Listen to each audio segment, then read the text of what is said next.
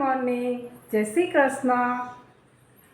ધીરજ અને મહેનતથી આપણે એવી બધી વસ્તુ મેળવી શકીએ છીએ જે ઉતાવળ અને તાકાતથી ક્યારેય નથી મળતી. તો આ મારા સુંદર સુવિચાર સાથે આજના મારા નવા બ્લોગમાં તમારા બધાનું હાર્દિક સ્વાગત છે. આપણે જો સવારનું બધું રૂટીન કામ કરી લીધું છે. બધું કામ કરીને હું ફ્રી થઈ ગઈ છું. ઝાડુ પોતું પણ કરી લીધું અને કપડાં તો મેં મશીનમાં ધોવા નાખી દીધા છે. બધું કામ કરીને ફ્રી થઈ ગઈ છું. અને આજે પૂનમનું પહેલું શ્રાદ્ધ છે. તો અમારા બાનું પૂનમનું શ્રાદ્ધ છે. આ અમારા બા દાદાનો ફોટો છે. બાનો પૂનમનું શ્રાદ્ધ આવે છે. બાનો સ્વર્ગવાસ પૂનમના દિવસે થયો હતો. તો આજે પહેલું શ્રાદ્ધ છે. તો ચાલો હું રસોઈ બનાવવાની તૈયારી કરું. આપણે રસોઈની તૈયારી ચાલુ કરી દીધી છે. અહીંયા ખીર મૂકી છે મેં ઉકળવા માટે.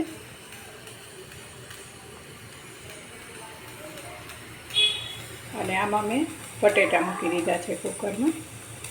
સૂકી ભાજી બનાવીશ અને ખીર પૂરી. આપણે સૂકી ભાજી અને ખીર બનીને રેડી થઈ ગયા છે.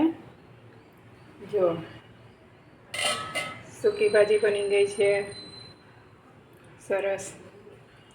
અને આમાં ખીર બનાવી છે.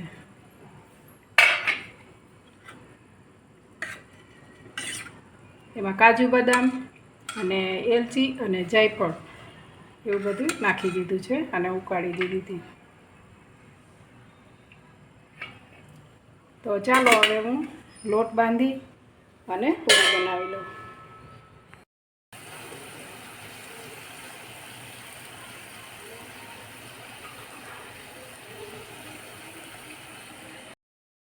તો ફાઇનલી મારી રસોઈ બનીને તૈયાર થઈ ગઈ છે. પૂરી પણ બની ગઈ છે અને મેં ડીશ પણ રેડી કરી દીધી છે. પૂરી, ખીર અને સૂકી ભાજી. તો ચાલો હવે હું શ્રાદ્ધ નાખી દઉં. અહીંયા અમારે કાગડા તો આવતા નથી, પણ હું ઉપર મૂકી આવીશ અને પછી ગાય અથવા કૂતરાને ખવડાવી દઈશ. તો ચાલો હું શ્રાદ્ધ નાખી દઉં.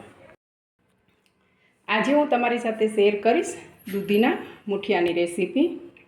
તો ચાલો એના માટે સામગ્રી જોઈ લઈએ. એના માટે મેં 1.5 વાટકી ઘઉંનો કરકરો લોટ લીધો છે. આપણે ભાખરીનો લોટ જે હોય એ લોટ લીધો છે, થોડો કરકરો. અને અડધી વાટકી કરતાં ઓછું બેસન લીધું છે. આની જગ્યાએ તમે જુવારનો લોટ પણ લઈ શકો છો. બેસન વધારે ન લેવું, વધારે લેશો તો મૂઠિયા ચીકણા થઈ જશે. 2 વાટકી છીણેલી દૂધી લીધી છે. 1 વાટકી કોથમીર છે સમારેલી અને અડધી વાટકી જેટલું દહીં લીધેલું છે. આપણે કોઈ પણ 1 વાટકીનું તમારે માપ સેટ કરી લેવાનું. ટોટલ આ 2 વાટકી લોટ થયો તો 2 વાટકી સામે દૂધી છીણેલી લેવાની અને 1 વાટકી કોથમીર લેવાની. અને આ બધા ડ્રાય મસાલા છે બધા. ખાંડ અને મીઠું તમે તમારા ટેસ્ટ પ્રમાણે લઈ શકો છો. આદું, મરચાં અને લસણની પેસ્ટ બનાવી લીધી છે. જીરું, તલ, અજમો અને વરિયાળી અને ધાણા જીરું, હળદર થોડી અને લાલ મરચું છે.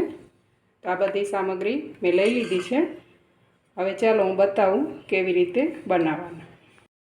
તો અહીંયા દહીંમાં મેં 2 ચમચી જેટલું ઓઇલ નાખ્યું હતું અને થોડો ગરમ મસાલો, ચપટી હિંગ અને ચપટી બેકિંગ સોડા નાખ્યો હતો. અને આપણા જે ડ્રાય બધા મસાલા હતા એ બધામાં એડ કરી દીધા છે. અને હવે એને સારી રીતે મિક્સ કરી લઈશું.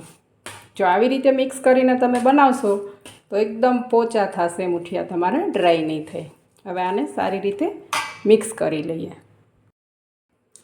તો જુઓ દહીંમાં મેં બધા મસાલા મિક્સ કરી દીધા છે અને સારી રીતે ફેટી લઈશું, જેથી કરીને આપણા મૂઠિયામાં બધો મસાલો સારી રીતે ભળી જાય.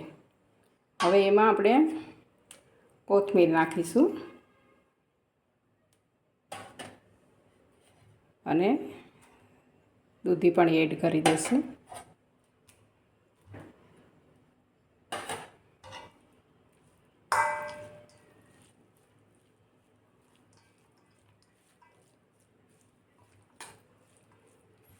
હવે આપણે આમાં જે લોટ આપણો હતો લીધેલો એ બધો લોટ આમાં એડ કરી દઈશું.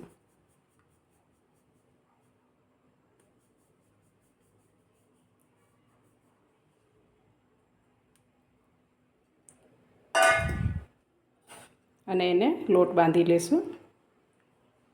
આમાં પાણી નાખવાની તો જરૂર નહીં પડે, કેમ કે મોઈસ્ચર દૂધીમાં મોઈસ્ચર હોય જ છે, અને આપણે દહીં પણ લીધું છે તો દહીંના લીધે પણ પાણીની બહુ જરૂર નહીં પડે. એમાં જ મિક્સ કરી અને એના રોલ બનાવી લઈશું. તો આપણે મુઠિયાને જો સ્ટીમ કરવા માટે સ્ટીમર મૂકી દીધું છે, અને અહીંયા આપણે લોટ બાંધી અને બધા આવી રીતે મેં રોલ સારી રીતે લોટ બાંધી અને એના આવી રીતે રોલ કરી લીધા છે. જુઓ, આવી રીતે થોડી થોડી જગ્યા રાખવાની, કેમ કે એ સ્ટીમ થશે એટલે ફૂલી અને મોટા થઈ જશે.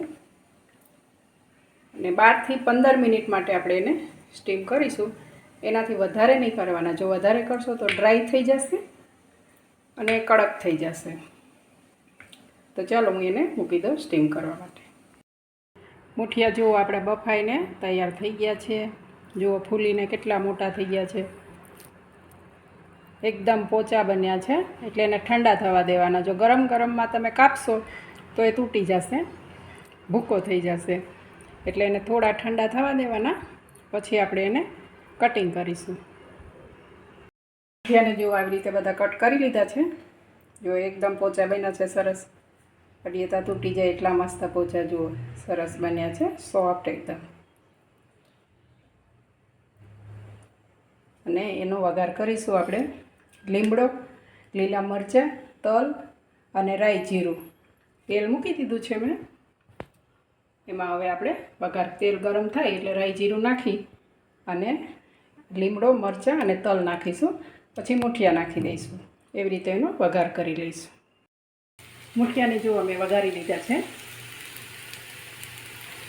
અને હવે એને ઢાંકી અને 1-2 મિનિટ માટે થવા દઈશું, જેથી કરીને આપણો વઘાર એમાં સારી રીતે મિક્સ થઈ જાય.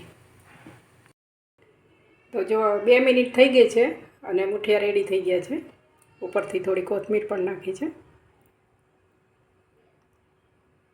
હવે એને સર્વ કરીશું. તો ફાઇનલી આપણા મુઠિયા ઢોકળા બનીને રેડી થઈ ગયા છે. જુઓ કેટલા સરસ લાગે છે, જોતાં જ ખાવાનું મન થઈ જાય. એને તમે કેચઅપ સાથે, ગ્રીન ચટણી સાથે કે ચા સાથે ખાઈ શકો છો. પણ તમે ખાલી એમ જ ખાશો ને તો પણ એટલા ટેસ્ટી લાગે છે. એકવાર તમે આવી રીતે ચોક્કસ ટ્રાય કરજો.